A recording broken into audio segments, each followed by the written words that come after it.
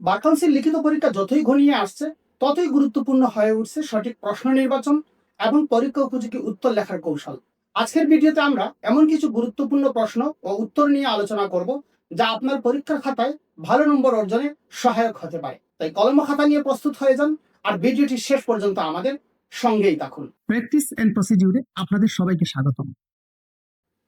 আজ আমরা দণ্ডবিধির একটি অত্যন্ত গুরুত্বপূর্ণ প্রশ্ন, ক্রিমিনাল লায়াবিলিটি নির্ধারণে ইন্টেনশন, নলেজ এবং নেগলিজেন্স এর ভূমিকা বিশ্লেষণ করুন, এই প্রশ্ন নিয়ে আলোচনা করুন, যা পরীক্ষায় আসার যথেষ্ট সম্ভাবনা রয়েছে।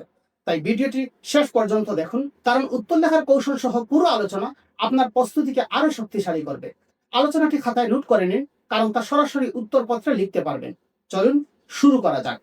আপনারা নিশ্চয়ই জানেন যে কোনো প্রশ্নের উত্তর লেখার পূর্বে তার ভূমিকা লিখতে হয়। আমরা এই প্রশ্নের ভূমিকা এইভাবে লিখতে পারি। ফৌজদারি আইনে কোনো ব্যক্তিকে অপরাধের জন্য দায়ী করতে হলে সাধারণত দুটি উপাদান প্রমাণ করতে হয়। প্রথমটি হচ্ছে অ্যাক্টিস রিউস বা অপরাধমূলক কাজ, এবং দ্বিতীয়টি হচ্ছে মেন্স রিয়া অর্থাৎ তার অপরাধমূলক মানসিক অবস্থা। মেন্স রিয়া এর বিভিন্ন রূপের মধ্যে ইন্টেনশন, নলেজ এবং নেগলিজেন্স বিশেষ গুরুত্বপূর্ণ। অপরাধ সংগঠনের সময় অভিযুক্তের মানসিক অবস্থার প্রকৃতি নির্ধারণের মাধ্যমে তার দায় ও শাস্তির মাত্রা নির্ধারণ হয়। এইবার আমরা অপরাধ সংগঠনে ইন্টেনশন বা ইচ্ছা এর ভূমিকা এইভাবে লিখতে পারি। ইন্টেনশন বলতে কোনো নির্দিষ্ট কাজ গঠানোর সচেতন ও উদ্দেশ্যমূলক মানসিক সংকল্পকে বোঝায়।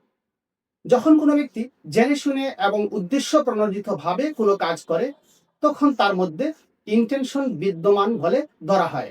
উদাহরণস্বরূপ, এ যদি বি কে হত্যা করার উদ্দেশ্যে তার বুকে গুলি করে, তবে এর মধ্যে হত্যার সুস্পষ্ট ইন্টেনশন বিদ্যমান।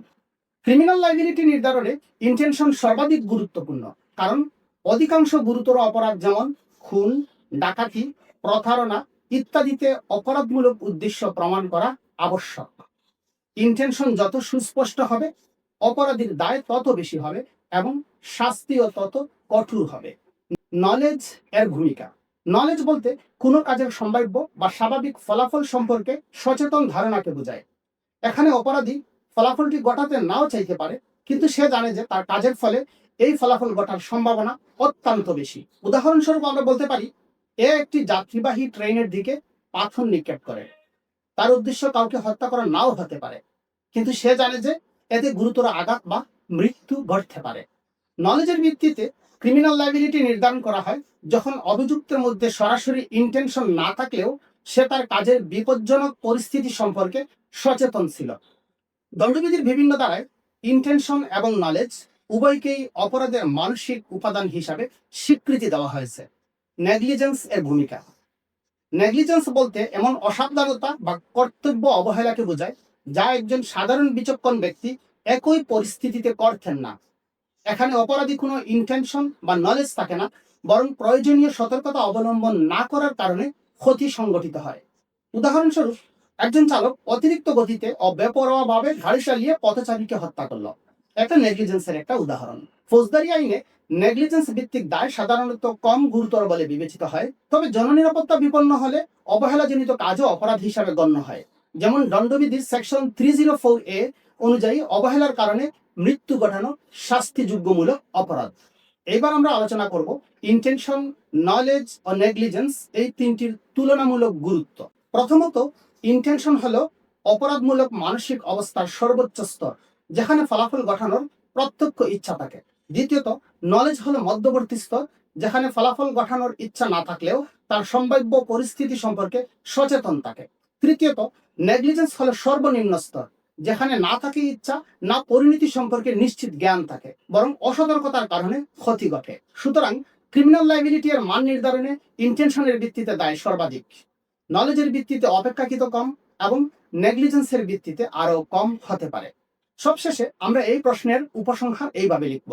পরিশেষে বলা যায়, ক্রিমিনাল লায়াবিলিটি নির্ধারণে ইন্টেনশন, নলেজ এবং নেগলিজেন্স অপরাধের মানসিক অবস্থার তিনটি গুরুত্বপূর্ণ স্তর। আদালত অপরাধ সংগঠনের সময় অভিযুক্তের মানসিক অবস্থা বিশ্লেষণ করে তার দায় ও শাস্তি নির্ধারণ করে। তাই ফৌজদারি বিচার ব্যবস্থায় ন্যায় বিচার প্রতিষ্ঠার জন্য এই তিনটি উপাদানের যথাযথ মূল্যায়ন অপরিহার্য। পরীক্ষার খাতায় এইভাবে প্রশ্নের উত্তর লিখলে অবশ্যই পাশ করার সম্ভাবনা অনেক বেড়ে যায়।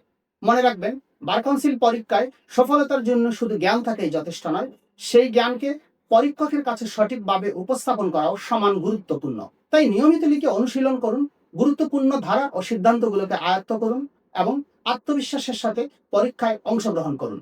আমাদের এই ভিডিওটি ভালো লাগলে লাইক, কমেন্ট ও শেয়ার করতে ভুলবেন না। পরবর্তী ভিডিও পেতে প্র্যাকটিস এন্ড প্রসিডিউর চ্যানেলটি সাবস্ক্রাইব করে আমাদের সঙ্গেই থাকুন।